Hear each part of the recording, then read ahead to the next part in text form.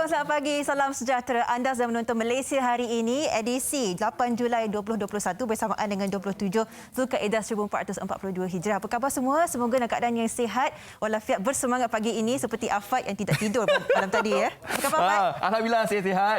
Wah, kalau orang tak boleh tidur dia bersemangat Sofia? Dia lain macam energi dia. Kalau dia tak tidur dia akan pakai reserve tau. Oh, dia iya. jawab lah. Macam saya lah. Tapi itulah kadang-kadang kalau peminat-peminat bola ni, itulah antara sarapan pagi yang boleh mereka bawakan sampai ke pagi ni. Sebab kalau anda katalah, kalau saya sendirilah kan, kalau saya tengok bola, ada orang yang macam cakap macam okeylah, tak apalah kalau pagi ni kalau bekerja jangan tidur. Sebab apa? Sebab nanti contohlah kalau habis bola pun dah dekat subuh kan. Jadi apa salahnya kalau kita semain subuh, lepas tu kita stay sampai ke pagi ni. Sebab takut-takut ni terlajak. Itu yang kita risaukan. Tapi apapun, Sofia dah cakap pasal bola awal, kita nak ucapkan tahniah. It's coming home. Belum lagi. Itu baru masuk final nanti. Kemarin ke final menentang Itali pula. Itali pula bukan satu orang kata pasukan yang boleh dilihat enteng lah melihat daripada segi performance mereka dan sebagainya. Tapi saya tak nak bercakap, saya bukan pakar. Kita akan bersama dengan pemain ke-12 kita sebentar saja lagi, tapi kita juga nak sampaikan satu berita yang dikabarkan buat seluruh rakyat Malaysia semalam. Betul. Semalam kita ingin mengucapkan tahniah kepada Datuk Seri Ismail Sabri Yaakob yang telah pun diangkat menjadi Timbalan Perdana Menteri Malaysia berkuat kuasa semalam pada 7 Julai 2021 dan sekaligus untuk portfolio pun macam contoh Datuk Seri Ismail Sabri Yaakob masih mengekalkan portfolio sebagai Menteri Pertahanan. Dan dalam masa yang sama juga kita ingin mengucapkan tahniah kepada Datuk Seri Syamudin Tun Hussein On yang mana sebelum ini menjadi Menteri Luar Negeri yang telah pun diangkat menjadi Menteri Kanan Luar Negeri dan sekaligus memegang satu portfolio baru iaitu beliau mengetuai kluster keselamatan sekarang ini. Betul. Dan kita harapkan agar sedikit sebanyak pergerakan ini mampu untuk terus memacu negara kita ke arah kebaikan khususnya di kala pandemik ini, kerana bukan kita sekadar meraihkan tetapi besar tanggungjawab yang mereka pegang pada ketika ini kerana memasuki pada masa yang sudah tentunya memerlukan sokongan yang padu daripada mereka sendiri untuk memastikan kita ke arah yang lebih baik untuk menurunkan orang kata angka R0 dan juga angka positif kita yang dilihat 2 hari berturut-turut melebihi 7,000 kes. Jadi inilah hakikatnya kita masih tak boleh perasaan lega atau merasakan selesai, kena berjauh lagi perjalanan kita. Itulah amat jauh sekali perjalanan kita. Tapi itulah dia antara yang boleh kita lakukan sekarang ini selain daripada kerajaan memperketatkan SOP-SOP-nya. Antara lain kita ni sebagai individu ataupun rakyat yang biasa ini, apa yang boleh kita lakukan adalah kita patuhi SOP yang telah pun digariskan dan dalam masa yang sama juga kita harus memenuhi impian untuk kita beralih ke fasa yang seterusnya dalam plan pemulihan negara, iaitu kita kena mempercepatkan kadar vaksinasi itu. Dan kita ingin ucapkan setinggi-tinggi terima kasih juga kepada kerajaan-kerajaan negara-negara luar, contohnya Jepun, China dan Amerika Syarikat yang menyediakan kepada kita vaksin yang banyak juga, dan ia sekaligus dapat membantu juga mempercepatkan program vaksinasi ini. Tapi sekali lagi sebab saya kan semalam pergi ke PPP Padu Lalu OKU Central dekat arah Damansara, saya lihat proses tersebut berjalan dengan lancar sebab ianya dijalankan secara pandu lalu. Dan apa yang boleh saya nampak dekat sini, kerajaan memang menyantunilah golongan-golongan OKU. Dan minggu lepas pun saya pergi Aziata Arina pun sama juga. OKU juga kan. Laluannya agak besar tetapi semalam tu berbezanya sebab padu lalu. Tapi itulah semalam tak sempat sebenarnya kita nak tunjukkan sebab masa amat mencuburi kita semalam. Kalau boleh semalam saya nak tunjukkan bagaimana proses awalnya duduk dalam kereta saja Sofia, daripada stesen pertama sampai yang terakhir tanpa keluar daripada kereta. Jadi proses itu berjalan dengan sangat lancar. Jadi tahniah diucapkan kepada kerajaan Malaysia yang menyediakan kemudahan untuk OKU tersebut. Betul. Ini antara usaha kerajaan sendiri untuk memastikan keseluruhan segala aspek diperhalusi daripada segi akses vaksin, dan juga bukan itu saja dan pemulihan negara, pemulih juga yang menjadi satu perhatian pada kita ini. Hari ini kita akan menekankan dari sudut industri sukan, bagaimana pula bagi mereka pengusaha-pengusaha dalam industri sukan ini mampu untuk mendapatkan manfaat untuk meneruskan kelangsungan bisnes mereka, syarikat mereka dan sebagainya. Dan juga kalau kita melihat antara 7 inisiatif di bawah pemulih untuk industri sukan ini, ia lebih memfokuskan kepada syarikat. Jadi kita ingin menekankan hari ini adakah terdapatnya antara sisi lain yang boleh dimanfaatkan pula daripada mereka yang dikatakan frontliner sukan itu sendiri, seperti pemain bola sukan, bola sepak dan sebagainya. Jadi ini antara insentif yang kita boleh paparkan kepada anda, 7 yang telah pun digariskan, antaranya seperti Grant Prihatin Industri Sukan, one off RM3,000 bagi 6,000 buah syarikat perniagaan berdaftar dengan bantuan ini. Dan begitu saja antara kursus dan latihan percubaan dan sebagainya yang akan diberikan kepada mereka secara orang ramai bagi mereka semua. Betul. Dan itu yang dibuat oleh kerajaan untuk membantu segenap sektor lah. Bukan sahaja kita ni yang berada di bahagian hadapan, contohnya para liners dibantu, tapi untuk penggiat-penggiat sukan pun dibantu juga. Kira tak ada yang tertinggal dalam bantuan. Kan? Okey, dan dalam masa sama juga kita pada hari ini di Malaysia hari ini kita nak bawakan, sebab sekarang ni kan kita berada di norma baharu yang mana bekerja dekat pejabat sebelum ini dah bekerja dekat rumah, work from home. Okey, dan tapi untuk anda yang merupakan pelajar-pelajar institusi pengajian tinggi sekarang ini pun belajar secara dalam talian. Tapi kalau anda lihat baru-baru ini tular di mana ada beberapa orang pelajar di UFSI, kan, mereka ini ada satu latihan taktikal untuk berkayak. Berkayak kan? Macam mana tu? Itulah, berkayak biasanya kan, kalau kita biasanya berkayak kan ada air. Fizikal, nampak ini dia. Ini antara yang kami buat yang ni dia. Pelajar di UFSI tersebut yang mana mereka ini berkayak di atas katil saja, Sofia. Wow. Ya. Jadi inilah yang terpaksa dilalui oleh mereka. Kita tidak kira sama kita work from home ke, study from home ke, tapi kita masih perlu untuk mempelajari melalui proses-proses ini. Kita akan bawakan mereka sebentar saja lagi. Betul. Dan juga kita doakan artis kita lah seperti biasa di akhir rancangan ini. Jadi sebelum itu, kita rasanya dah tiba masa untuk kita menampilkan apakah yang boleh kita expect daripada final Euro 2020. Kita akan menampilkan ini montaj sebagai pemain ke-12 hanya di Malaysia hari ini. Okey, tapi tadi Sofia saya cakap ada artis kan? Ya. Okey, artis yang kita masukkan hari ini kalau biasanya namanya memang kita kenal. Aizat Hamdan. Aizat Hamdan. Okay, sekarang dah berubah namanya. Dinamakan semula kot. Menjadi Aizat. Jadi kita akan tanyakan kepada Aizat lah sebentar lagi. Kenapakah agaknya beliau ini menukar nama? Adakah nama Aizat Hamdan tu sangat digeruni oleh ramai orang? Menyebabkan beliau sendiri tukar nama? Ataupun mungkin Aizat tukar genre? Mungkin saya tak tahu. Kadang-kadang ada orang macam contoh dia nyanyi lagu berirama biasa, contohnya balada, tapi dia beralih kepada rap. Jadi dia kena tukar nama tu. Mungkin ada kemungkinan itu kan. Sebab Aizat dia memang dah dikenali. Dia mengapa agaknya dia berubah, orang kata namanya jadi Aizat pula. Yes, betul. Nanti kita akan tanyakan Aizat nanti. Okey, tadi Sofia dah cakap kan pasal bola kan? Okey, jom apa kata kita masuki ke segmen pemain ke-12.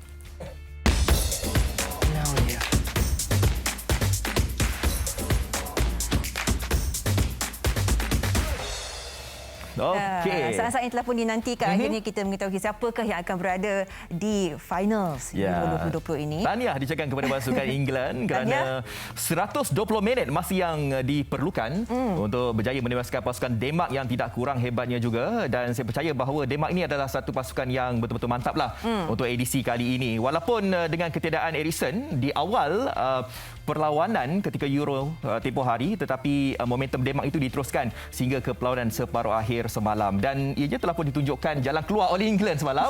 Dan saya rasa Denmark tidak bernasib baiklah semalam kan. Denmark sebelum ini bermain agak cantik, tetapi England bermain lebih baik semalam. Itu yang saya perhatikan selama 120 minit itu. Kita melihat Harry Kane pun memberikan satu prestasi yang sangat bagus daripada kata yang hari itu juga menjadi antara pemain yang terpantas minit keempat di semifinal. Dan kini pula dalam masa 15 minit terakhir itu mampu untuk mengunggulkan England ke finals Euro 2020. Baik, kita tak nak bercakap panjang lah. Kita juga ada pemain ke-12 kita bersama kita hari ini. Kita ingin bersama dengan pemain kacukan London dan juga Penang. Okey, kita bersama dengan Azad Jasmine di atas tu. Assalamualaikum Azad. Ole. Semangat dia. Baik, dan kita juga bersama dengan Sofia. Kita juga bersama dengan Syahrum Abdul Kalam. Ini confirm tak tidur ni. Malam tadi mengulas. Pagi ni dekat MHI pula. Wah, terbaik. Apa khabar kedua-dua ni? Okey ke? Sempat tidur tak? Baik. Alhamdulillah. Masih bertenaga. Okey. Saya baru balik sebab apa? Saya England, Mama England. So baru balik. Laju sampai. Okey Azad. Saya tahu Azad, selain daripada pasukan yang awak sokong ni, kita kalau kita tanya Azad ni, Azad, pasukan mana yang sokong? Aku suka pasukan yang menang lah. Selain daripada sokong pasukan yang menang, okey, secara peribadinya Azad menyokong pasukan apa dari awal sampai akhir? Adakah pasukan yang Azad pilih tu memang betul-betul layak untuk berada di pentas ini, ataupun England ataupun pasukan Denmark pada malam tadi? Azad, Okey, pasukan mana yang awak saya sokong? sebenarnya macam ni. Saya kalau tengok nama saya adalah Azad Jasmine John Louis Jeffrey sebab saya berdarah kecukan Portugis. Okey. So Portugal lah. Jadi Portugal lah. Tapi Portugal dah terkeluar dah. Adakah Azad tukar tim? Sebab dia punya main player semua terpaksa lockdown duduk rumah. Dia pun tak boleh training. Okey. Jadi sebab tu prestasi dia agak turun lah. Okey. Jadi Azad tengok tak perlawanan malam tadi England dengan Denmark? Tengok tak?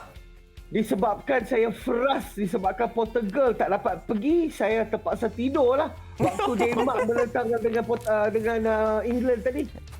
Okey. Kita tanya pula kat Sharom kan. Berdasarkan apa yang dilihat semalam prestasi England dan sebagainya, kini mara ke peringkat finals. Bagaimana melihat kebolehan mereka? Adakah mereka benar menunjukkan warna mereka yang sebenar semalam ke bagaimana? Ya betul, kalau kita lihat pasukan England terakhir mereka bermain di pentas final adalah 1966 apabila mereka memenangi World Cup dan selepas itu mereka kemarau untuk dapat sekurang-kurangnya ke final, tetapi ini adalah final pertama untuk pasukan England di Euro. Itu ada satu achievement yang sangat baik untuk pasukan England. Dengan kesungguhan dan juga tactical approach yang diberikan oleh Gareth Southgate, nampaknya pemain mereka dapat adapt dan juga menguasai keseluruhan permainan apabila bertemu dengan Denmark semalam. Okey, Sharom yang mana melihat perlawanan pada tengah malam tadi, saya percaya Sharom sendiri melihatlah antara barisan-barisan pemain pasukan kedua-dua pasukan lah. Tapi antara yang menjadi perdebatan juga pada malam tersebut adalah pengadil perlawanan. Dini McKelly, di mana pengadil perlawanan pada malam semalam ataupun tengah malam tadi, saya rasa ada jugalah mencetuskan beberapa keputusan yang mungkin kurang digemari oleh pasukan Denmark. Secara pribadinya, Sharom melihat penalti itu, penalti yang dijaringkan oleh Harry Kane, tetapi pasukan England dapat penalti apabila Raheem Sterling dijatuhkan. Saya mungkin tak nampaklah benda tu dengan depan mata ataupun secara kasarnya, tapi apa yang boleh saya katakan ianya seperti simulasi. Bagaimana Sharom melihat tentang perkara itu? Sebab saya tengok yang masa Harry Kane dijatuhkan itu, saya rasa itu betul-betul penalti. Kan? Bagaimana Sharom? Okey, secara jujurnya setelah memperhalusi apa insiden itu, saya rasa itu bukan satu penalti kerana itu adalah lebih kepada simulasi. Kerana pemain Joachim Mæhle berada di belakang dan tidak membuat asakan langsung terhadap Sterling, tetapi Sterling dengan bijaknya membuat simulasi dan akhirnya pengadil perlawanan menghadiahkan penalti tanpa melihat kepada VAR. Itu yang membuatkan sedikit persoalan dan juga tanda tanya terhadap pengadil itu. Okey. Baik, tanyakan balik kepada Azad lah. Okey Azad, selaku seseorang yang pastinya boleh memberikan kita sedikit gambaran apabila kedua-dua pasukan yang cukup bersemangat pada ketika ini ya. Bila kita melihat prestasi Itali pada ketika itu, ketika di semifinal sebagainya, mereka memang perform di saat getir pun mereka menunjukkan satu teamwork yang boleh work under pressure. Jadi adakah prestasi mereka pada ketika itu akan memberikan sedikit sebanyak tekanan kepada England apabila berjumpa di finals nanti? Azad. Bagi saya bola tu bulat. Dia tak kira siapa punya prestasi ke apa ke, dia akan back to bola tu bulat. So bila bola tu duduk dekat tengah padang tu, dia bila masuk dua pasukan tu kan, dia tengok atas kecekalan tim lah sebenarnya. Sebab tu bila waktu sekarang, bila keadaan itu satu dunia mengalami orang kata COVID ni semua, bola pun semua dah jadi lain dah. Sebenarnya bola pun dah jadi lain dah. Mood atas padang jadi lain, semua jadi lain dah. Sebab tu saya tak boleh expect pun England nak masuk final benda ni. Tetapi tengok bila benda jadi lain kan, ini buat pertama kali pun England dah boleh menang terus. Dahsyat. So bagi saya sebenarnya book is not a pressure, okey, tapi satu benda yang baru, bagi saya satu kekuatan yang baru untuk tim England ni untuk menghadapi Euro ni, dan alhamdulillah daripada jadi champion lah, is something good lah. Tapi still saya akan berbalik, bola tu bulat lah, dia tak berlempat lagi. Okey, Sharon macam mana pula melihat apa yang kita boleh expect daripada finals nanti ni? Saya rasa advantage akan ada pada pasukan England apabila mereka akan bermain di Wembley bertemu dengan pasukan Itali dengan slogan iaitu It's Coming Home. Yes. Tetapi saya sebagai penyokong tegar pasukan Itali menganggap dia bukan It's Coming Home. It's Coming Rome. It's coming to Rome. Yes. Okey. Saya tak dapat cakap apa-apa sebab dia tak pergi Portugal pun langsung. Okeylah, walaupun tak pergi Portugal, kita nak tanya juga kepada Azad. Azad, jangkaan Azad sendiri, Itali ke England boleh menang final nanti, Azad? Okey, orang tahu Itali akan pergi ke England. Okey, so empat harus faham England adalah satu negara dia hooligan sikit tau. Yeah. So kalau Itali kalau landing dekat England ni saya tak rasa Itali akan safe lah daripada segi tengok Syarul punya muka pun dah agak bertukar dah. tapi tak apa. Okey, sekarang benda tu dia jadi new normal. So Itali sampai pun tak apalah, England dia tak heran jugalah sebenarnya dengan Itali ni. Tapi Itali harus diingat semua majority player-player dia ni ada sangkut paut dengan mafia. So dia pun boleh menang. Wow. Kena dengan mafia juga. Okeylah, kita harapkan pasukan mana pun yang bertanding nanti kan, kita akan memberikan persembahan terbaik lah. Baik, terima kasih Azad dan juga Syarul Kalam, terima kasih di atas masa yang diberikan, dan insyaAllah kita tengok nanti sama-sama final 12 hari bulan nanti. Terima kasih. Assalamualaikum. Alright. Waalaikumsalam. Assalamualaikum. Okey, sebenarnya Sofia, apa yang boleh saya lihat dekat sini, yang paling gembira saya percaya semalam adalah pengurus pasukan England, Gareth Southgate, di mana pemain ini, Gareth Southgate ni, kalau mungkin Sofia nak tahu kan, beliau ini sebenarnya bermain di Euro pada tahun 96, peringkat separuh akhir menentang Jerman pada ketika itu. Sepakan penalti, Gareth Southgate ni tak berjaya untuk jadikan gol.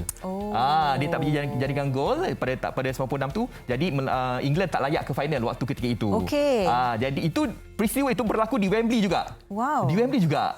Jadi nampak tak percaturan tu. dia? Kayaknya dia comeback semula, tapi sebagai pengurus berjaya untuk membawa pasukan England mara ke final. Tahniah. Nampak tak? Bermakna dekat sini walaupun kita gagal waktu itu, tidak bermakna kita gagal selama-lamanya. Mungkin semangat itu dibawa tahun-tahun ke hadapan. Dan kita akan saksikan sendirilah bagaimana England boleh menunjukkan belang mereka, menunjukkan cara permainan mereka. Kata hopefully it's coming home lah. Betul, insyaAllah lah kan. Okey, Sofia, kalau sebelum ini, kalau misalnya kata lelaki kan tengok bola, kalau tak ada pandemik ni kita tengok dekat mamak. Ramai, memang best kan. Tapi disebabkan pandemik ni, kalau yang mana dah berkahwin tu, kena tengok isteri lah. Saya rasa sang isteri sekarang ni happy lah. Nampaklah suami tengok bola kat depan dia. Dia tengok bola betul-betul kat sini. Dan juga kadang-kadang isteri ni dia tak support pun. Dia tak support, dia macam dia tak teman, tapi kadang dia tanya soalan-soalan yang macam pelik. Kenapa kad kuning, kad merah, kenapa tak ada kad pink? Contohlah macam tu kan. Dia cuba memahami sebenarnya. Dia apa kita melihat gelagat suami isteri ini menonton bola sepak. Okey, jom kita tengok. Sayang, itu nombor 7 punya. Sangat handsome Apa nama dia? Saya search tengok. Kenapa yellow card Ada pink tak? Saya suka pink Mana itu bola? Kenapa dia guna kepala? Bukan bola kaki Macam ini foul Kenapa satu bola saja? Kasih satu bola lagi lah.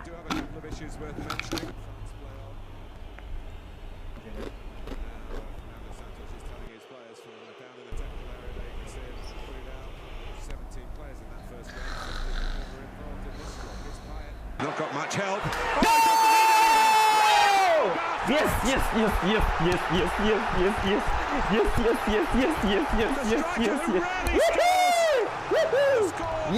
Maybe the biggest goal in the history of the Portugal national team. Well, I said earlier, he would have been in the Walau Walau saya sejujurnya kan, kalau saya tengok bola ni, saya jenis yang kalau tengok bola saya tak faham tau. Bukan saya tak cuba, saya cuba tengok tapi macam memang tak faham. Dan saya mengharapkan yang sang suami saya itu akan memberikan satu penjelasan lah. Macam ni dia tak bagi tahu isteri apa yang happen, kenapa yellow card, kenapa tak pink. Kayaknya macam suami ni tak sporting lah kan. Tak beritahu apa semua. Bila gol je kan. Awak macam mana kat rumah? Saya sebab wife langsung tak teman saya. Saya seorang tengok. Okey. Okey, baik, kita nak ke segmen seterusnya, tapi apapun kita nak kongsikan perkembangan kecil lah. Tadi pun awal-awal pun kita dah bagi tahu kan, kita nak bercakap berkenaan dengan pemulih ini. Betul. Jadi ianya adalah tumpuan diberikan kepada penggiat industri sukan. Kejap lagi kita akan bersama dengan dua orang individu ni. Salah seorangnya adalah pengusaha futsal dan seorang lagi ni adalah pemain Liga Malaysia M3. Wow. Okey, jadi kepada anda semua, pastikan kekal bersama kami. Di mana, Sofia? Di Malaysia hari ini.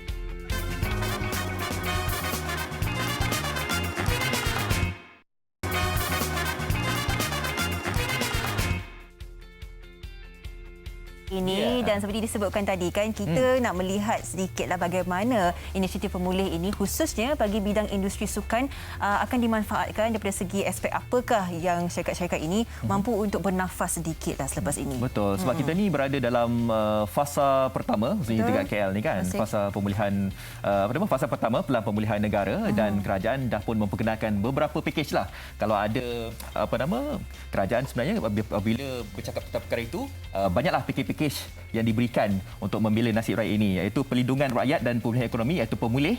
Dan Sofia pun dah kata ada tujuh inisiatif yang telah pun diberikan, dan kita nak beri tumpuan pada pagi ini tentang sektor sukan. Sektor sukan ni ialah kita tahu ada yang boleh beroperasi, ada yang tak boleh. Contohnya macam saya cakap boleh beroperasi itu, contohnya bukannya macam perniagaan. Contohnya macam kita nak bersukan, bolehlah dulu. Fasiliti, betul. Itu kita kena tengok jugalah kan. Kadang-kadang mereka tu terkesan juga. Betul. Dan bantuan diberikan 3,000 kan? 3,000 secara one off diberikan kepada mereka ini. Jadi kita nak tanyalah, mungkin yalah ada harapan-harapannya. Kadang-kadang 3,000 tu ada yang cakap bolehlah, ataupun mereka mungkin kata macam mereka nak lagi ke apa kan. Kita tak tahu sebab kita bukan berada di tempat beliau sendiri kan. Betul. Jadi untuk itu jom kita bersama dengan dua orang tetamu kita. Salah seorangnya Hakim Muhammad Salihuddin. Beliau inilah yang kita sebutkan tadi, pemilik futsal ataupun pemilik ED Futsal yang juga merupakan kapten pasukan futsal Kelantan United.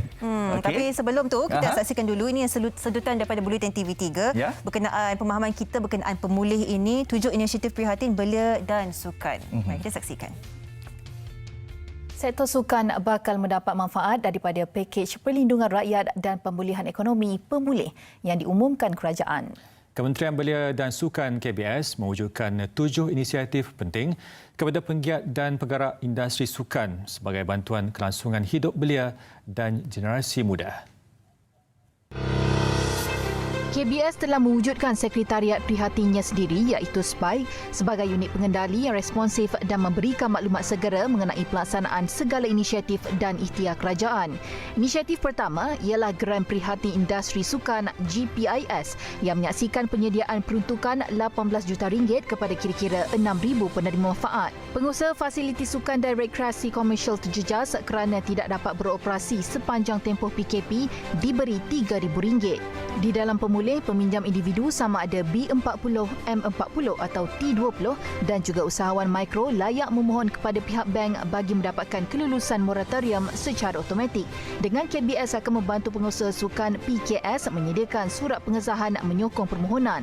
Inisiatif ketiga diperuntukkan yang berada di bawah seliaan KBS bagi tempoh berikut dan juga semasa PKP 3.0 bermula. Cadangan pengurangan bayaran juga dipanjangkan ke Kementerian Wilayah Persekutuan KWP, Kementerian Perumahan dan Kerajaan Tempatan KPKT dan semua kerajaan negeri.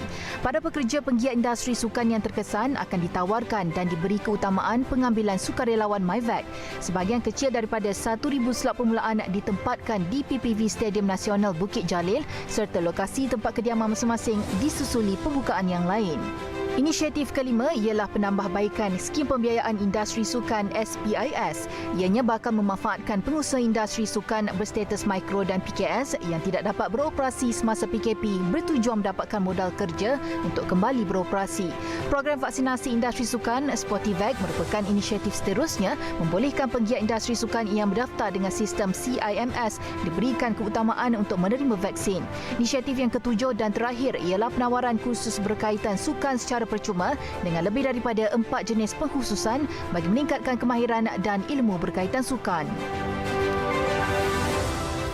Okey, itu dia 7 inisiatif untuk mereka yang bergiat aktif dalam bidang sukan ini. Betul. Dan saya percaya apabila kerajaan dah pun memberikan pelbagai bentuk bantuan ini, sedikit sebanyak dapatlah mungkinlah mengurangkan kesan mereka ini, Sofia. Betul. Macam-macam kita ada GPIS, kita ada moratorium bagi pemain dan juga kita ada Sportivet. Jadi bagaimana kesemua ini mampu untuk membantu mereka dalam bisnes ini untuk meneruskan kelangsungan syarikat mereka. Kita akan bersama dengan Encik Hakim Muhammad Salihuddin, pemilik ED Futsal, juga Kapten Pasukan Futsal Kelantan United. Juga bersama dengan Darshan Ganesan Pillay, pemain bola sepak Harini FC Liga M3 Malaysia. Betul. Okey. Kalau tadi saya dah kenalkan, kita ke VT yang tadi 7 inisiatif. Kali ini kita nak ke VT sekali lagi pula. Okey. Kita saja je bagi tips, kita nak kenalkan kepada anda semua. Itu antara 2 orang individu yang akan kita temu ramah. Okey, sebentar lagi. Tapi untuk waktu ni kita nak lihat ini antara mereka yang terkesan. Okey, jom kita saksikan.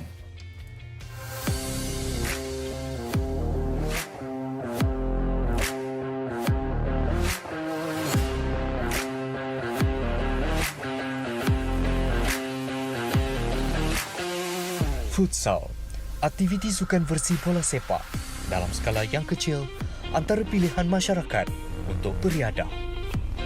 Disebabkan permintaannya yang tinggi, ramai anak muda membuka gelanggang futsal untuk disewakan sekaligus dapat menjana pendapatan.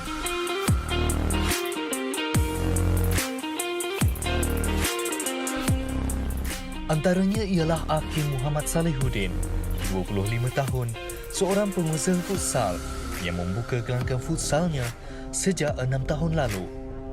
Saya mempunyai court futsal bernama ED Futsal di Highway Pasir Mansaloh, Kota Baru, Kelantan dan telah beroperasi sejak Mei 2015. Sebelum berlakunya pandemik COVID-19 di negara kita, kemeriahan di ED Futsal sangat-sangat meriah. Hampir setiap malam customer kami datang dan bermain di ED Futsal. Kami juga dapat organize banyak sangat tournament untuk para belia dan juga kami juga telah organize satu liga yang dinamakan EDFL. Sejak Perintah Kawalan Pergerakan pertama diumumkan pada Mac 2020 disebabkan COVID-19, gelanggang futsal terpaksa ditutup sekaligus menjejaskan perniagaannya. Pernah dibuka seketika, tetapi kini apabila PKP ketiga dilaksanakan bermula 15 Jun lalu, aktiviti futsalnya sekali lagi terpaksa ditutup. Kebimbangan Hakim bukan sahaja melibatkan kerugian daripada segi pendapatan, malah turut menjejaskan kesihatan mental para pekerjanya. Sekali ED Futsal beroperasi secara penuh adalah pada April tahun ini 2021 sebelum diumumkan lockdown 3.0 dan sebelum tu kami juga beroperasi tapi buka tutup lah, buka 2-3 bulan dan ada lockdown, ada PKP, ada PKPD and so on. Kesan pandemik kali ini terhadap kami pengusaha sektor sukan dan sosial sangat-sangat besar dan kebanyakan kawan-kawan saya yang juga owner pengusaha sektor sukan ni terpaksa gulung tikar, terpaksa tukar bidang bisnes untuk menampung kehidupan seharian dan menampung keluarga mereka. Akibat arahan penutupan operasi futsal ini, para pelanggannya turut menerima tempias apabila tidak lagi dapat bermain di situ. Perasaan saya sedihlah sebab tak dapat bermain futsal dengan kawan-kawan di futsal kerana di situlah tempat saya mengisi masa dengan kawan-kawan untuk berpeluh, untuk bersukan dengan bermain futsal. Selalunya ED Futsal akan melakukan beberapa event dan tournament yang boleh saya bermain dengan rakan-rakan saya. Sesungguhnya saya rindu akan kemeriahan di ED Futsal itu. Saya berharap dan berdoa agar pandemik yang kita hadapi sekarang segera berakhir dan yang kedua, kita dapat menikmati kembali kemeriahan futsal di Malaysia. Dan yang ketiga, saya juga berharap agar ED Futsal segera kembali beroperasi kerana saya sudah agak bosan di rumah sebenarnya. Saya dan kawan-kawan saya sejujurnya. Kini, Kelantan sudah beralih ke fasa kedua pelan pemulihan negara. Adakah masih ada harapan untuk Hakim bagi meneruskan perniagaannya? Itulah dia harapan dan juga isi hati mereka yang memang tak boleh hidup tanpa bola sepak, tak boleh hidup tanpa futsal. Sejujurnya cakap lah, sejujurnya memang dah bosan duduk di rumah nak bersama dengan kawan. Tadi kita tengok tadi yang mana yang pelanggan futsal kan. Saya harapkan nampak tak? Saya nampak kesedihan kat situ. Tapi saya percaya yang pelanggan tu sedih-sedih juga. Tapi saya rasa yang sangat-sangat terkesan adalah pengusaha pemilik futsal tersebut. Setuju. Kan bayangkan, yalah kalau kita mungkin kita yang bersedih tak boleh main futsal sahaja. Tapi bayangkan kalau kita ni sebagai salah seorang pengusaha, bagaimana nak berjana pendapatan kan? Dan bayangkan kalau kita ni dah berkeluarga apa semua kan. Jadi perlu ada satu langkah drastik untuk kita nak terus maju ke hadapan kan. Jadi kita nak terus tanya kepada Hakim lah. Ni kali ketiga kita kenalkan ni. Saya rasa dah terkenal dekat MHI hari ni. Sangat ni. Okey, jom. Assalamualaikum. Assalamualaikum Hakim. Assalamualaikum. Okey. Sihat ya? Sihat, Hakim? Sihat, Alhamdulillah. Alhamdulillah. Hakim, kita nak tanyakanlah kan berdasarkan inisiatif yang diperkenalkan oleh kerajaan di bawah pemulih ini, antara salah satunya adalah GPIS ataupun bantuan RM3,000 secara one off dan sebagainya. Jadi apabila awak mendapat tahu ini antara bantuan yang boleh didapati, adakah ini sedikit sebanyak mampu untuk menampung apa-apa ataupun rasa masih kurang lagi sebenarnya dana itu? Okay, first time bila diumumkan ada bantuan RM3,000 secara one off daripada kerajaan tu, sedikit sebanyak bagi saya rasa lega lah. At least sebab kita dah lost income dalam lebih kurang 4-5 bulan sebelum ni. Terpaksa tutup. So at least kita ada satu inisiatif di mana kita untuk reboost ataupun restart balik kita punya bisnes. So at least daripada segi maintenance, daripada segi pekerja dan juga segala ni lah, nak repair balik court apa semua tu kan, at least adalah sikit dana untuk kita at least kita buat semua benda tu lah. Saya percaya RM3,000 tu saya rasa adalah satu jumlah sikit lah kan, kalau kita nak menguruskan gelagang futsal tersebut. Ianya tidak termasuk lagi seperti mana yang Hakim katakan tadi, nak bayar pelbagai kos, pekerja dan sebagainya. Dan saya percaya Hakim terpaksalah mungkin menggunakan dana peribadi yang mungkin dah simpan bertahun-tahun lamanya juga kan. Jadi masih lagi di Kelantan, bagaimana Hakim untuk fasa yang kedua Pelan Pemulihan Negara ini? Bagaimana Hakim melihatnya? Dah mungkin boleh beroperasi sikit ke apa atau bagaimana Hakim? Okay, untuk fasa 2 di Kelantan, aktiviti sukan yang melibatkan sentuhan fizikal tidak dibenarkan lagi. Baik. Mungkin antara sukan yang boleh ialah badminton lah. So at least dah boleh main badminton. Untuk yang mana dah gatal kaki main futsal ni, boleh main badminton dulu. So untuk futsal kemungkinan kalau mengikut plan kerajaan adalah paling cepat adalah fasa 3 lah. Betul, fasa ketiga nanti. Okey, Hakim, tadi ada sebutkan kan dalam masa tempoh yang agak panjang ini masih cuba untuk bertahan daripada segi menguruskan perniagaan dan sebagainya. Jadi apakah antara cara yang Hakim lakukan untuk memastikan kelangsungan bisnes atau masyarakat itu, sedangkan memang dalam saat yang getir, memang tak boleh main bola sepak dan sebagainya. Jadi bagaimana anda survive dalam tempoh ini? Kongsikan. Okey, untuk salahkan totally keadaan semasa COVID-19, kita tak boleh nak buat apa sebab benda tu adalah luar kawalan kita lah. So saya dan juga tim saya, pekerja saya, kita orang ambil satu inisiatif baru untuk at least kita jana income walaupun tak banyak macam kita buat futsal, tapi at least kita boleh teruskan kelangsungan hidup lah untuk bayar keperluan harian, tanggung family apa semua kan. So kita orang ada buat another business. Kita orang ada jual jersey, jual baju and buat seorang. Yes.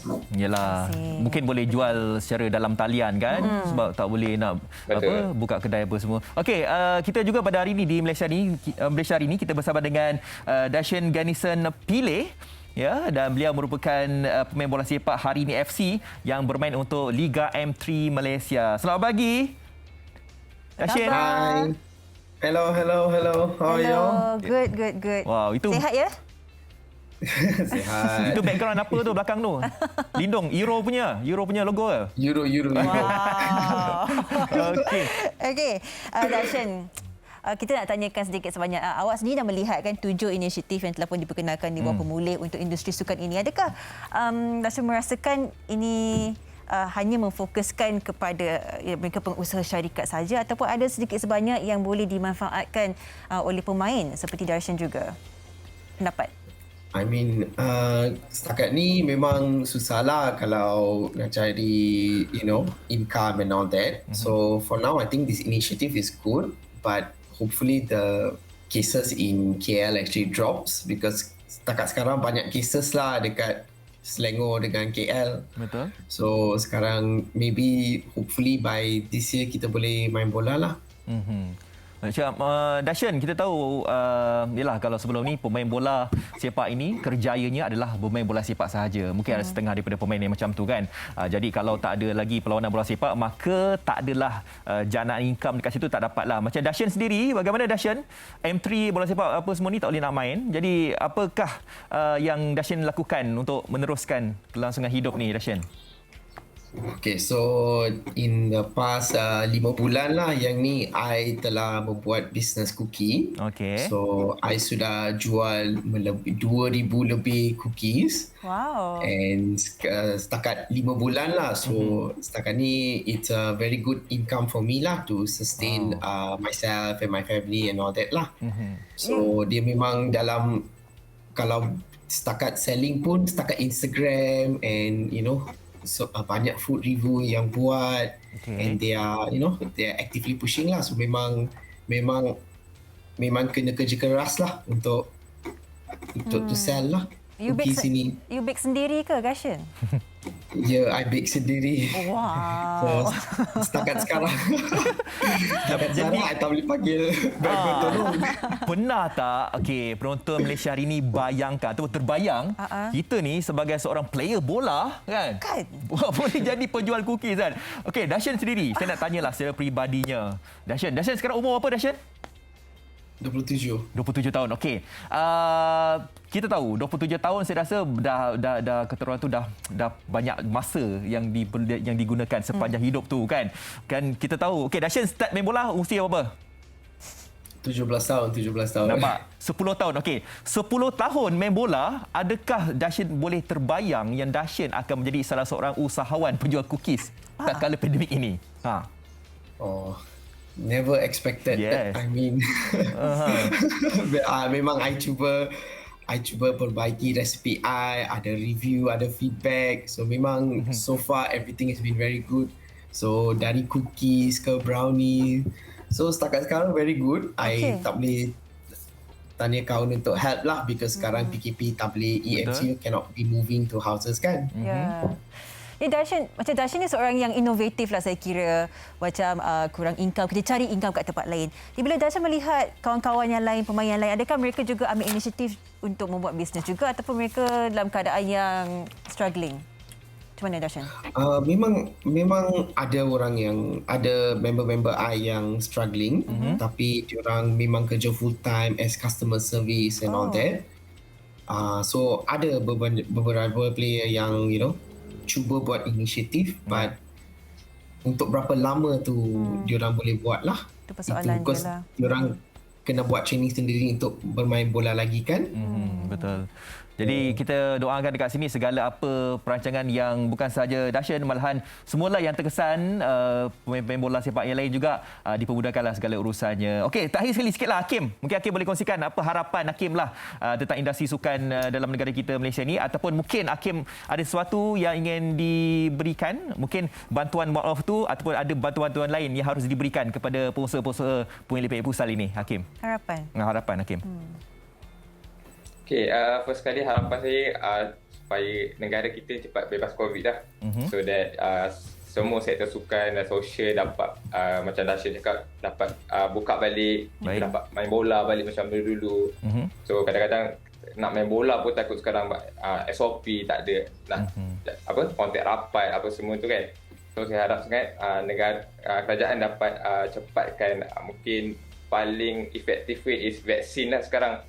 And so that kalau mostly rakyat kita dapat vaksin, so kita dah boleh dapat bebas COVID.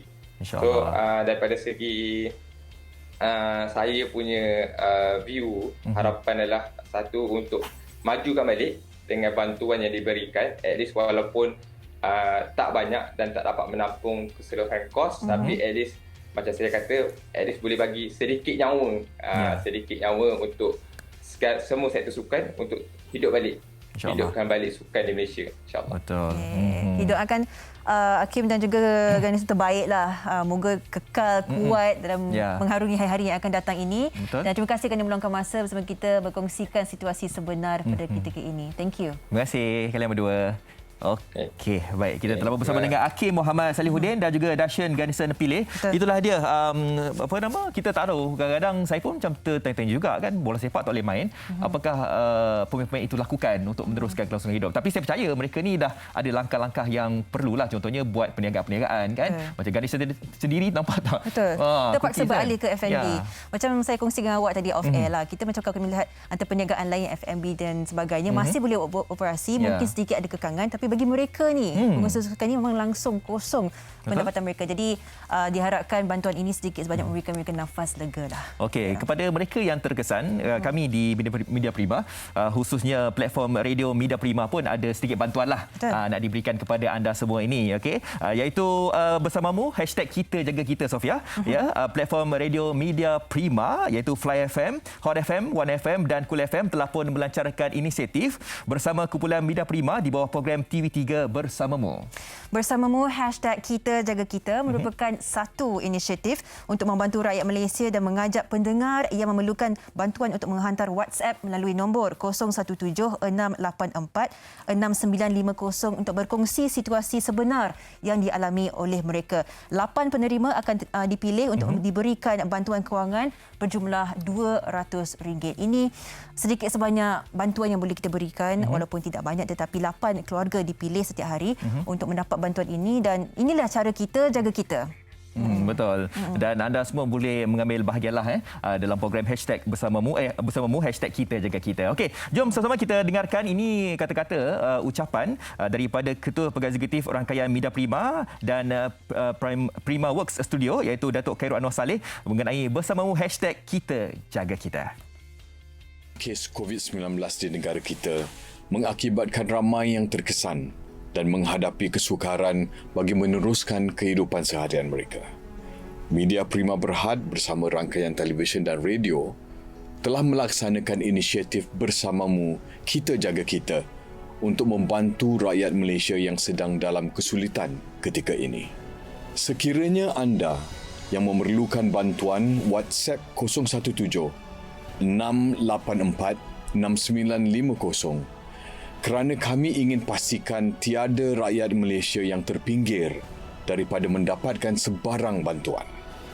Wang tunai RM200 yang disalurkan melalui tabung bersamamu akan diberikan kepada mereka yang terpilih bagi meringankan beban di waktu yang sukar ini.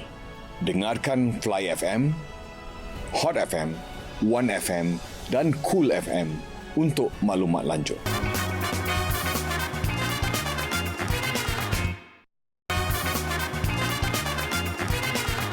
Okey, baik. Terima kasih kepada anda yang masih lagi bersama dengan kami di Malaysia hari ini. Saya doakan agar anda semua yang berada di mana-mana sahaja, khususnya anda yang berada dekat rumah, stay at home, duduk di rumah masing-masing, dan anda semua yang mungkin sedang bersama pagi, terima kasih kepada anda semua yang memilih kami di Malaysia hari ini di TV3 pada pagi ini. Baik, kita nak bercakap berkenaan dengan norma baharu. Saya rasa bukan norma barulah, saya rasa dah setahun lebih kan. Jadi di antara kita ni yang mana-mana mungkin sebelum ini belajar secara fizikal, sekarang ini belajar secara dalam talian sahaja. Tadi di awalnya anda dah saksikan kan, kita dah tunjukkan sikit bagaimana agaknya mereka ini 3 orang pelajar UPSI yang berlatih berkayak di atas katil sahaja. Okey, kalau anda semua yang mungkin belum menyaksikan video penuh itu, jom kita saksikan sekarang.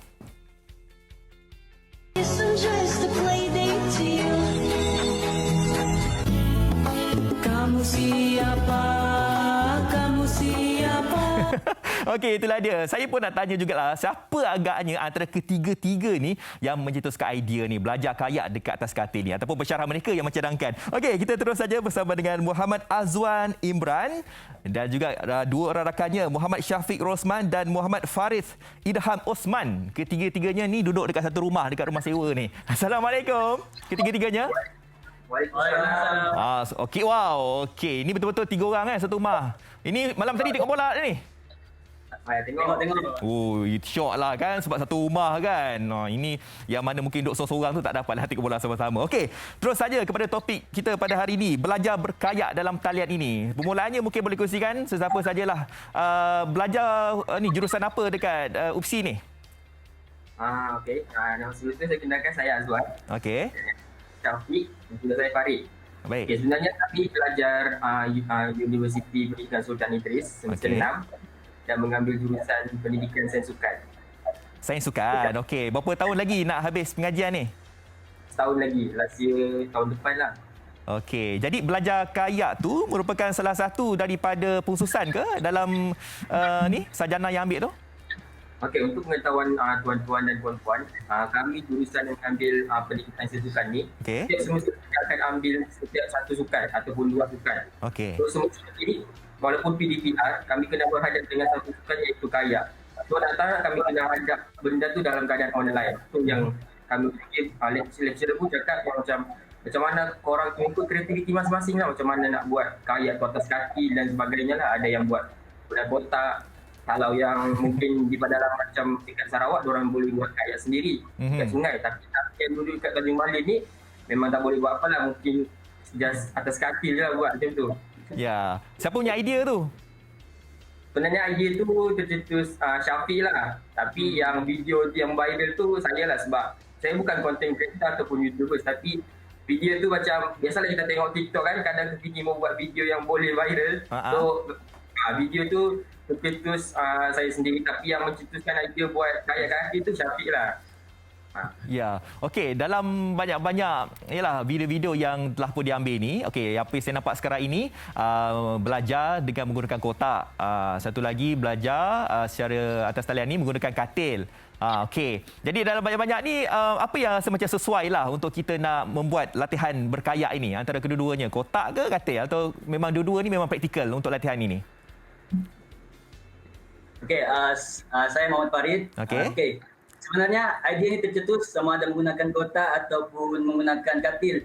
Mana-mana pun boleh, sebab lecturer sendiri bagi kami pendapat ataupun idea. Kita boleh menggunakan apa sahaja bahan yang ada di rumah. Maklumlah, sekarang kan kita PKP. So kita tak boleh keluar, tak boleh pergi sungai. So lecturer sendiri galakkan kita untuk berfikir secara kreatif lah, ataupun gunakan segala kemahiran yang ada dan barang yang ada dekat rumah untuk kita buat aktiviti kayak. Sama ada guna kotak, ada yang guna katil, ada yang guna, walaupun tidak bergerak, tapi yang penting kemahiran ataupun konten terhadap aktiviti kita tu nampak ataupun kesan lah. Gitu. Ya, kan, apa-apa saja yang kita buat tu asalkan selesa, kan. Okey, kita sekarang ni nak tanya kepada Syafiq lah, kan. Syafiq, sekarang ni kan kita dalam plan pemulihan negara, kan, dan nak tahulah juga bagaimanakah kehidupan pelajar-pelajar UPSI untuk waktu sekarang ini. Adakah rasa macam tak sabar nak pergi ke kelas secara fizikal, ataupun dah selesa dah belajar secara dalam talian ini, Syafiq? Okey, untuk bagi saya lah, saya suka belajar dalam talian. Tapi lebih suka belajar secara fizikal. Sebab apa? Sebab bagi kos kami iaitu sains sukan, dia melibatkan teori dan pergerakan. Jadi kalau kelas fizikal tu better lah daripada kelas online, sebab kami boleh buat pergerakan, boleh jumpa kawan-kawan, boleh main sukan dan sebagainya lah. Okey, yalah, kadang-kadang kita ni nak belajar secara dalam talian ini, kadang-kadang ada cabarannya. Kadang-kadang ada orang lebih suka belajar macam contohlah berkayak ni. Kan lebih senang kalau kita nak berkayak ada atas air dan sebagainya. Okey, nak tahulah antara cabaran-cabarannya kalau kita belajar dekat atas talian ni, ataupun dalam talian ini, bagaimanakah perasaannya ataupun cabarannya? Okey, untuk cabarannya kalau online ni, first of course dari segi masalah internet tu memang tak lari lah. Kadang benda tu kita tak boleh hadap pun. Kadang kalau dia nak datang kan. Tapi satu juga yang salah satu kebaikan yang kita tahu yang PDPR ni, pendapat saya, dia memberi kreativiti lah kepada kita. Macam contoh, dia mau kepada penghasilan video-video. So dari situ kita boleh belajari banyak aplikasi-aplikasi, contohnya macam VN, CapCut dan sebagainya. So mungkin kita boleh dapat juga lah, maksudnya online ni bukan semata-mata dia menjejaskan pembelajaran kita secara atas talian, tapi kita ambil sudut lain yang mana banyak benda yang kita patut dapatlah daripada online ni. Walaupun kalau saya suka ni mau kepada praktikal, kan suka. So tak semestinya kita, walaupun ada teori tapi dia mau kepada praktikal lah, macam itulah. Betul kan. Setiap apa yang berlaku tu ada hikmatnya kan. Yang paling penting kita ni sebagai pelajar harus mengambil langkah-langkah yang perlu dan juga mengambil langkah yang kreatif lah kan untuk membuat apa sahaja tugasan-tugasan yang diberikan. Okey, tapi saya nak cadangkan kalau selepas ini berkayak atas katil ke kan ataupun berkayak dekat dalam kotak ke apa kata lepas ni bawa ke bilik air. Lepas tu suruh kawan simbah air. Simbah air, bau feel kiri kanan ada air kan. Okey, baik. Terima kasih ketiga-tiganya. Terima kasih kepada Muhammad Azwan, Syafiq dan Farid. Saya doakan semoga dipermudahkan segala urusan dekat UFSI itu dan semoga semuanya dapat straight A nantilah dalam mata pelajaran apa-apa yang ambil nanti. Baik, terima kasih. Stay safe. Okey, itu dia ketiga-tiga pelajar tersebut. Nampak tak kan? Kita ni kadang lecturer tu bagi tugasan tersebut, bagi contohlah, bagi A. Kita ni kadang pelajar ni ada idea yang lain. Kita boleh membuat perkara yang kreatif seperti mana yang pelajar UFSI itu lakukan. Baik, kita nak bersama dengan Sofia. Sofia nak bercakap tentang statistik COVID-19. Jom kita bersama dengan Sofia. Boleh pula awak cadangkan simbah air ya. Baik, pada kali ini seperti biasa kita akan memberikan anda gambaran penuh dan yang terkini berkenaan dengan angka COVID-19 setakat semalam. 2 hari berturut-turut kita melihat angka yang agak tinggi melebihi 7,000 kes. Setakat semalam telah pun dicatatkannya 7,097 kes baru. Dengan ini antara pecahan rata di seluruh negara, Selangor melebihi 3,000 kes. Itu menjadi satu kerisauan yang sangat-sangat besar. Ini adalah pecahan mengikut jantina juga. Dan so, tentunya jangkitan ini memberikan satu beban yang sangat berat ya bagi sistem kesihatan negara kita. Khususnya Kuala Lumpur, Labuan, Selangor dan Negeri Sembilan berisiko lumpuh dikatakan sendiri oleh Ketua Pengarah Kesihatan Tan Sri Dr. Hisham Abdullah. Dan ini menunjukkan kes harian yang dilaporkan tidak menunjukkan sebarang tanda-tanda pengurangan. Malah kes meningkat secara purata 2.6% selama 7 hari kebelakangan ini. Jadi kami harapkan agar anda semua dalam negeri yang masih melihatkan peningkatan kes ini kekal bersabar, kekal berada di rumah dan kalau boleh kita teruskan berdoa lah kerana masih kita melihat ini antara kluster-klusternya kumpulan berisiko tinggi, tempat kerja dan juga komuniti. Kita tidak tahu apakah sebenarnya bagaimana pergerakan dengan varian-varian baru yang telah pun diumumkan dengan pergerakan antara mereka yang kita melihat banyak negeri ini melalui saringan secara besar-besaran. Itu antara sebabnya kita melihat angka peningkatan yang sangat tinggi. Jadi kami harapkan dalam tempoh masa sebulan ini mungkin kita mampu untuk mengurangkan secara baik-baiknya. Kita tidak tahu lagi tapi apa pun kita lakukan hanya kita perlu jaga SOP kita lah. Itu yang paling penting sekali. Mungkin saya boleh bagi tahu juga kat sini sebab sebelum ni kalau dulu lah di awal pandemik ini saya suka membandingkan negara jiran kita Singapura. Dulunya Singapura mencatatkan 2,000, 3,000 dalam masa satu hari. Kan? Waktu ketika itu kita dekat Malaysia ni macam pelik juga. Kenapa agaknya negara Singapura negara kecil tapi jumlah positifnya begitu banyak sekali. Rupa-rupanya mereka telah pun menjalankan ujian secara bersasar. Jadi kita harapkan macam ni lah, macam Malaysia jugalah. Kita harapkan bahawa peningkatan-peningkatan yang mendadak sekarang ini lama kelamaan akan surut dan kita dapat meratakan lengkuk pandemik itu di Malaysia. Kita harapkan, kita doakan sama-sama. Okey, baik. Kita lihat perkembangan terkini di dada-dada akhbar dan saya percaya setiap akhbar di Malaysia ini memaparkan tentang perkembangan situasi yang berlaku dekat Malaysia semalam lah. Ianya terus saja berkaitan dengan lantikan Datuk Seri Ismail Sabri Yaakob yang diangkat sebagai Timbalan Perdana Menteri. Okey, ini dia dipaparkan di halaman utama berita harian. Ismail Sabri TPM, Hishamuddin Menteri Kanan. Okey, dan kita doakan agar kedua-dua pemimpin ini dapat meneruskan agenda kerajaan, meneruskan pentadbiran negara, memenuhi keperluan rakyat dalam keadaan negara kita yang mengalami krisis ekonomi dan juga kesihatan global ini. Betul, ini satu tanggungjawab yang sangat-sangat besar mengimbangi kedua-dua ini, ekonomi dan juga kesihatan. Kami harapkan kita terus memberikan sokongan kita yang padu. Pada masa yang samalah kita menghargai kepercayaan Perdana Menteri pada kedua figura ini untuk meneruskan tanggungjawabnya.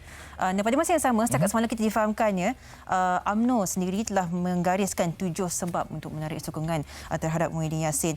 Dan ini antara yang diusulkan oleh mereka dan katanya antara faktor-faktor yang telah diusulkan menjadi sebab antara mereka membuat keputusan untuk menarik semula sokongan yang telah pun diberikan kepada Yang Berhormat Perdana Menteri. Dan dalam pada itu juga mesyuarat telah pun dibuat semalam. Dan apapun kita doakan yang terbaiklah kan untuk kepimpinan waktu sekarang ini. Dan kita sebagai rakyat biasa ini kita lihat sajalah percaturan politik sekarang ini dan kita harapkan mereka dapat menjalankan tugas. Bukan sahaja kita ni sebagai rakyat, kita harapkan pemimpin kita ini menjalankan tugas dengan baik sama dan yang paling penting kita kena jaga kebajikan rakyat sekarang ini kan. Dalam pada itu politik juga kan dalam masa sama kita kena jaga kebajikan rakyat juga. Okey. Dan juga salah satu yang kita kongsikan juga di berita harian ini berkenaan dengan pemergian dan juga salam takziah kita kepada seluruh negara, seluruh keluarga Allahyarham General Tan Sri Datuk Sri Panglima Muhammad Ghazali bin Haji Cik Mat bersara. Dipaparkan di skrin anda pada ketika ini, dimaklumkan mantan Panglima Angkatan Tentera Malaysia ke-8 Jeneral Tan Sri Datuk Sri Panglima Muhammad Ghazali telah kembali ke Rahmatullah petang tadi di Hospital Angkatan Tentera Tuanku Mizan. Dan sebelum ini untuk mengetahui anda bahawa Allahyarham merupakan salah seorang daripada Panglima Tentera Darat daripada tahun 1984 hingga 1985 dan kemudiannya dilantik sebagai Panglima Angkatan Tentera selama 3 tahun berakhir 1987. Selepas bersara, Allahyarham pernah berkhidmat sebagai pengerusi Bostik Holdings Berhad dan juga pengerusi New Straits Times Press Malaysia Berhad NSTP. Baik. Begitu banyak ialah jasa yang telah pun ditaburkan kami di Malaysia hari ini dan juga di TV3 mengucapkan takziah kita kepada keluarga Allahyarham. Baik, kita ucapkan salam takziah kepada keluarga Allahyarham. Okey, baik, kita nak ke pengisian yang seterusnya, Sofia. Kalau tadi kita dah pun bercakap berkenaan dengan pelajar-pelajar UFSI. Betul. Yang belajar berkayak secara dalam talian. Tapi apa yang saya cadangkan tu betul kan? Berkesan kan? Dapat feel lebih sikit lah. Sebab kan? apa? Sebab mereka duduk bertiga tau. Kalau duduk bertiga tu kadang kreatif tu ada. Best lah kan sebab macam-macam idea boleh kita buat kan. Bila cakap berkenaan perkataan kreatif ni kan macam-macam yang boleh kita fikirkan walaupun dalam kala pandemik ini seperti individu ini yang menjalankan bengkel lakonan dalam talian. Anda juga seorang pelakon sebelum ini ya Fazli. Saya bukan pelakon yang hebat. Tetapi rasa macam mana bengkel dalam talian ni can go or cannot go? Okey, can go untuk waktu pandemik sekarang ini. Sebab tak nak kita kena buat, Sofia. Walaupun mungkin kita rasa macam tak feel kan, kita rasa macam tak kebersamaan tu mungkin tidak nampak kan. Tapi pun kita kena buatlah perkara ini kan. Dan dalam masa sama juga perkara ini untuk menjana pendapatan golongan-golongan artis juga kan. Kadang mereka ni pun syuting pun dah tak boleh apa semua kan. Jadi inilah langkah yang mereka lakukan. Tapi kita tanyalah kepada pelakon kita ini kan, adakah berkesan sebenarnya kalau kita nak berlakon secara dalam talian ni kan, kadang kita berlakon dalam talian boleh ke kan, dapat ke feel tu kan. Okey, kita terus saja bersama kan Sanggita Krishnasamy, pelakon dan juga pengajar bersama kita pagi ini. Selamat pagi. Selamat pagi, salam sejahtera. Hai. Manisnya senyuman awak pagi-pagi ni. Terima kasih. Tak nampak senyuman you pula. Itulah. Tu kena buka emas pula ni. Okey, macam mana setakat ini kita nak faham sedikit sebanyak inisiatif Sanggita sendiri kan mengadakan kelas lakonan menerusi dalam talian. Adakah sesuatu perkara yang susah ataupun makin banyak peminat ni ataupun sokongan daripada orang ramai?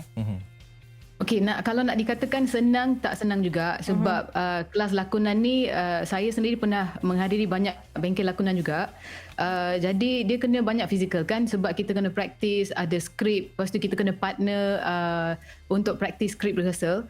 Tapi dari last year banyak juga bengkel lakonan yang sedang dijalankan oleh banyak institusi-institusi yang mengajar lakonan dan pembikinan filem juga kan. Jadi saya mengambil ilham daripada for example New York Film Academy. Pukul 12 malam tadi juga I join masterclass diorang untuk pembikinan filem juga. Jadi sekarang ni kita tengah cari cara-cara yang efektif dan lebih kreatif untuk menjalankan bengkel ini secara online. Lagipun sekarang ni ada banyak software yang diorang dah develop, jadi kita dapat menggunakan tools-tools untuk mengajar seperti yang student-student belajar online secara online kat rumah dengan cikgu-cikgu. Dalam keluarga saya pun banyak cikgu juga, so saya pun ambil ilham dari diorang macam mana diorang jalankan kelas untuk student-student yang tak dapat pergi sekolah. Okey, baik, kelas ini akan dijalankan pada 13 Julai nanti kan Sanggita kan? 13 Julai nanti, ya betul. Okey. Sampai 18 hari bulan. Okey, sampai 18 kan. Saya percaya kalau mereka yang nak join ataupun nak sertai kelas lakonan ini, apakah yang mereka harus bersedia? Kita tak boleh kan nak join kelas ni tapi kita datang macam input yang kosong. Jadi macam tak best lah. Jadi apakah antara preparation yang harus mereka lakukan sebelum mereka menyertai bengkel lakonan yang dianjurkan oleh Finas dan Sanggita ini? Okey, sebenarnya bengkel ini terbuka kepada sesiapa saja yang berminat nak berlakon. Baik. Tapi saya sebenarnya terkejut sebab banyak juga permohonan yang sampai. Dan apa yang saya minta daripada pemohon adalah hantar profil sahaja dan kenapa anda berminat nak berlakon. Lepas tu banyak juga yang saya terima yang diorang sebenarnya nak kekal aktif, minda diorang sekarang ni sebab tengah stres. And ada banyak yang mengalami tekanan mental. Jadi jadi dalam kelas ni kita banyak akan buat berinteraksi and so on and so forth kan. So jadi saya rasa sekarang ni kalau tuan-tuan perempuan tengok kan, banyak juga OTT platform kat Malaysia kan. So jadi Sanggita sendiri pernah pergi, macam Sanggita kata, pernah pergi bengkel yang under beasiswa Finas ke New York Film Academy di Hollywood. Masa tu Sanggita sebenarnya tahu banyak peluang sebenarnya untuk pelakon dari Malaysia ataupun sesiapa yang berminat untuk berlakon. Opportunity kat luar negara banyak sebenarnya. Okey. Untuk platform-platform yang seperti ada sekarang ni, OTT platform pun banyak sebenarnya. So jadi sesiapa yang nak ada berminat nak berlakon tapi tak tahu macam mana nak bermula. Katakan diorang tak tahu macam mana nak pergi sesi uji bakat. Jadi tak payah persediaan. Kalau ada minat nak berlakon cukup. Jadi minat berlakon Kalau tak ada bakat macam mana? Kalau tak ada bakat. Saya ada minat tapi macam tak ada bakat. Macam mana? Boleh juga. Boleh juga join. Macam mana? So kadang selalunya saya bagi tahu student-student lah kadang kalau ada bakat tak cukup, kena ada effort. Kalau ada effort cukup. Deep. Dia macam pelakon ekstra lah. Macam pokok. Lama kelamaan. Saya boleh jadi pokok. Lama kelamaan ke depan. Tapi Sanggita nak bagi tahu juga, sebenarnya bengkel ni yang dianjurkan oleh pihak Finas, Prisma dan Kementerian Komunikasi ni, sebenarnya sesiapa yang nak jadi pengacara pun ada bengkel juga. Ada juga? Yes, ada juga. Yang nak jadi penulis skrip, yang nak buat producer, yang nak banyak lagi lah, editing, semua ada. Baik, pendek ceritanya, bagaimanakah caranya untuk mereka memohon ni? Sikit Sanggita, silakan. Sesiapa yang berminat nak berlakon, boleh ke IG saya. Dalam dia ada semua information yang you perlukan. And then you hantar email kepada studiopelakon@gmail.com. Hantar profil dan bagi tahu kenapa anda berminat berlakon. Lepas tu kami akan panggil untuk interview. Itu je. Baik. Sangat mudah. Kita ucapkan terima kasih kepada Sanggita Krishnasamy kerana sudi meluangkan masa memberikan kita, bagi mereka inspire orang yang inspire untuk menjadi pelakon ini. Sedikit harapan lah walaupun di kala pandemik. Terima kasih Sanggita. Terima kasih Sanggita. Terima kasih. Nanti kita nak menang award juga macam Sanggita nanti. Nak jadi pelakon macam Sanggita dengan Fat. Terima kasih Sanggita. Stay safe. Jadi kepada anda semua 13 hingga 18 hari bulan nanti, jangan lupa untuk anda sertai bengkel lakonan ini. Yang paling penting adalah minat sahaja kan. Bakat lakonan apa semua tu tolak tepi dulu. Effort penting. Effort, usaha, disiplin. Itu paling penting sekali. Kita akan berehat seketika. Sekembalinya kita akan bawakan topik kepada anda. Apakah topik itu? Artis. Aizat. Ini dikenali sebagai Aizat. Segala di MHI.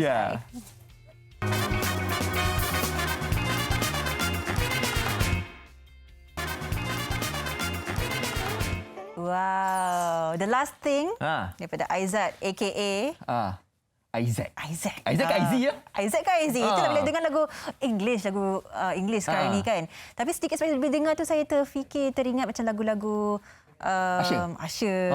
Tadi saya ingat Asher. Saya dengar macam Asher. Tapi kan? Sebab dia masuk pam minyak dekat Malaysia kan. Itu jadi macam ini bukan Asher ni. Okey, terus bersama dengan Aizat Hamdan. Assalamualaikum. Waalaikumsalam warahmatullahi wabarakatuh. Alamak, tak tunjuk rambut. Ingat tengok rambut. Okey, nak tanya ni, sebutan dia Aizat ke Aizi? Sebutan dia adalah AZ sebenarnya. Dua salah. AZ. Dari tadi kita sebut salah. So, AZ. Wow. Kenapa? Terus tanya. Kenapa daripada Aizat Hamdan terus saja kepada AZ ni? Kenapa Aizat? Dia pada tahun lepas saya bersama dengan Yuna, kita nak buat satu yang lain dan different. Jadi ini adalah merupakan rebranding untuk saya lah, untuk mencipta satu persona yang bernama AZ yang merupakan penyanyi R&B. So ini adalah satu benda yang baru untuk saya dan Yuna yang kita excited, dan saya pun daripada dulu memang selalu ingin nak create satu persona baru untuk diri saya, dan inilah satu projek yang insya-Allah akan cuba untuk mendapatkan market peringkat antarabangsa lah. InsyaAllah. Tapi kalau kita dengar Sofia, sekali dengar pun saya rasa dah best dah kan? Betul. Sejujurnya saya dengar sendiri sebab saya memang jenis dengar lagu bahasa Inggeris. Memang ada kualiti tu dah memang boleh sampai kalau kita mendengar di radio antarabangsa. Sejujurnya lah. Sebagai AZ sendiri, adakah berpuas hati dengan hasil ini ataupun there's more to come from you? Sejujurnya lagu ini sebenarnya adalah lagu yang terakhir yang kami cipta dalam beberapa lagu lain. So insya-Allah akan datang ada lagi lah. Okey. AZ lah, saya terus AZ lah. AZ terus lah. Sebab benda ni, perkara ni harus kita cakap dengan panjang juga kan. Kadang kalau sebut AZ, siapa AZ? Tapi kita sebut awal-awal ni bagi orang kenal sikit lah kan AZ. Okey AZ, yelah kadang kalau kita ni menyajikan apa-apa saja lagu lah, tak kira lah genre ke, English ke, Malay ke, kadang peminat itu yang menilai kita tu kan. Kadang-kadang kita ni dah memberikan yang terbaik kan. Kita ni rasa macam lagu ni dah best, kita dah buat yang terbaik lah untuk lagu ni. Kadang tapi peminat tu kadang rasa macam nak Aizat yang dulu, nak Aizat yang macam yalah nyanyi lagu lama-lama tu kan. Jadi bagaimana, adakah peminat AZ ni macam responnya, adakah okey bagus AZ buat macam ni, ianya adalah untuk mengembangkan kerjaya, ataupun bagaimana penerimaan peminat itu AZ? Alhamdulillah, macam sekarang ni peminat-peminat yang sedang mendengar AZ memang merupakan peminat-peminat lama juga dan bercampur dengan peminat-peminat baru. So saya memang sangat bersyukur dalam hal itu sebab tanpa mereka saya tak dapat nak jump start AZ project ni. Dan berkenaan Aizat Hamdan memang saya ada je sebenarnya. Memang akan ada dan sentiasa buat muzik, sentiasa buat show atau wawancara apa sahaja tentang Aizat Hamdan. Cuma yang saya nak mereka mungkin ini adalah pemasaran saya di peringkat antarabangsa. Jadi dia macam saya nak packagekan satu produk, tapi produk ni untuk antarabangsa lah. Ada produk yang saya packagekan ialah Aizat Hamdan di Malaysia dan ini adalah untuk di peringkat antarabangsa. Okey, kiranya Aizat ada dua nama lah sekarang ni. Kalau international panggil AZ, dalam negara kita panggil Aizat macam tu. Di situlah, tapi tak jauh pun kan. Sebab ada je artis-artis yang di luar sana seperti macam kalau kenal The Weeknd, yang nama dia pun orang panggil dia Abel Tasfaye. Tapi dia punya nama artis dia The Weeknd. Itulah. Okey, AZ. Kita biasakan diri kan. Sejak lama, sejak panggil Aizat pun okey, tak apa. kita pun confuse sebenarnya. Okay, Aizat aka AZ kan. Sejak bila yang awak ada niat ni dan terbuku dalam hati ni, okey one day nak pergi ke pentas antarabangsa, memang nak ada image lain dan sebagainya. Memang dari dulu ke ataupun memang tunggu masa lama baru rasa inilah masa yang paling sesuai untuk bertukar menjadi AZ? Berapa lama perjalanan? Nak cakapkan masa paling sesuai, saya tak tahu, itu bergantung pada rezeki. Sebab saya pun tak sangka yang saya akan berjumpa dengan Yuna pada tahun lepas dalam keadaan pandemik. So kita tak tahu yang kita dapat melakukan projek ini dalam masa sekarang. So masa saya nak sorry, apa soalan dia tadi? Saya lupa. Berapa lama planning lah orang kata untuk mengubah. Kita dah ambil masa setahun lah. Apa ni sepatutnya nak release tahun lepas, tapi itulah sebabkan pandemik kita tak dapat nak release. Dan saya memang daripada dulu, daripada kecil lagi memang saya impikan untuk melakukan sesuatu macam ini sebab saya merupakan ada satu artis yang sudah pun meninggal yang nama dia David Bowie. Dia pun merupakan seorang artis yang pernah menciptakan persona dia sendiri, iaitu Ziggy Stardust. Daripada David Bowie ke Ziggy Stardust, dia untuk mencipta sebuah album untuk memberikan perspektif atau idea-idea yang baru dalam muzik dia. Tadi saya tertarik juga selain daripada lagu, klip video tadi pun menarik juga. Sebab apa? Sebab tadi kan macam Sofia katalah, kalau anda kata tak lihat penyanyi itu, mungkin kita tak terbayang kan Aizat yang nyanyikan lagu tersebut kan. Tapi bila kita dah lihat klip video tersebut, okey, nampaklah itu adalah AZ kan. Okey, jadi macam mana cetusan idea untuk klip video tersebut? Itu matlamat dia. Apa dia? Itu matlamatnya. Tercapai dah matlamat dia. Ya. Capailah kan. Target tu okeylah, capailah kan. Okey, sekarang ni apa yang Aizat lakukan sekarang ni? Tak kala pandemik ni, nak kata nak buat show tak boleh buat show. Mungkin dekat rumah kita tahulah. Ada tak macam menyanyikan lagu-lagu khas untuk peminat di rumah ke? Ada buat online konsert ke? Atau bagaimana? AZ? buat masa sekarang ni memang tak ada perancangan untuk buat show ke apa, tapi saya ada mendapat macam tembual wawancara bersama beberapa platform. So dan saya pun cubalah untuk menghiburkan dengan apa yang saya ada dalam platform saya, dan kadang-kadang saya live, kadang-kadang saya nyanyi atau kadang-kadang saya buat TikTok. So macam itulah. Itulah yang mampu buat sekarang kan. Okey, jadi Aizat, bila tadi ada sebutkan lagi ada 2-3 hasil karya yang akan dikeluarkan di bawah penjenamaan AZ ni. Jadi Aizat sendiri rasakan perjalanan inilah towards direction ini adakah sesuatu yang akan memakan masa yang lama untuk sampai ke tahap antarabangsa ke, ataupun ini masih memerlukan sokongan daripada rakyat Malaysia juga untuk terus menyokong? Semestinya saya macam selalu cakap yang ini adalah baru permulaan, bukannya ini adalah satu fasa baru untuk saya. Jadi saya harus macam fikir yang saya ni macam seolah-olah artis baru pula. So kira ini macam apa ni, follower saya di IG pun tak ramai lagi. So macam ini adalah satu benda yang exciting untuk saya, sebab dia macam mula balik lah, mula semula. So ini adalah permulaan. So kepada mereka yang nak join and join this journey lah orang cakap kan. So saya terima seadanya. Baik. Aizat, ni atas permintaan rakan-rakan kami dekat Facebook, atas permintaan rakan-rakan kami dekat studio juga kan. Aizat, boleh tak belanja kami sikit lagu pagi ni? Apa-apa saja lagu, tak kisahlah. Nak mungkin nyanyi lagu baru pun boleh. Boleh tak, Aizat? Boleh je. Okey. Silakan Aizat. Okey. Sekarang. Gitar tak ada. 3, 2, 1, go. Complex, girl, you know I was the best thing for you, but you're always on the next thing for you. The love I had for you was lasting, the last thing. All I wanna say is forget you, forget you, forget you, forget you, forget you, forget you, forget you, forget you. Wow, kita hanya mampu miming je kat sini. Terbaiklah. Terbaik memang. Saya berasakan vibes antarabangsa tu international level. Okay. All the best kita ucapkan kepada Aizat. AZ, semoga terus membuatkan kita bangga lah. Make us proud. Ya, banggakan nama Malaysia di Amin, pasar amin, antarabangsa. amin. Thank you so much guys. Thank you for the support. Okey, baik. Thank you AZ ataupun AKA Aizat Hamdan. Assalamualaikum. Stay safe. Ya. Stay safe guys. Okey. Inilah dia kan, masa dari masa saya tengok pandemik ini macam lagi membuatkan kita ada banyak idea, lagi berani nak buat idea ni, yang terbuku lama tahun-tahun. Okey, this is time kita pergi tahap antarabangsa. Betul. Macam kita juga kadang-kadang kita duduk rumah kan, kat aplikasi TikTok ada challenge kan. Saya nak belajar yang international, yang jadi steward tu yang kat ni kau terbang tu. Kan ada kan pengumuman apa semua tu kan. Macam challenge yang awak buat lah. Nanti nak buat lah kan.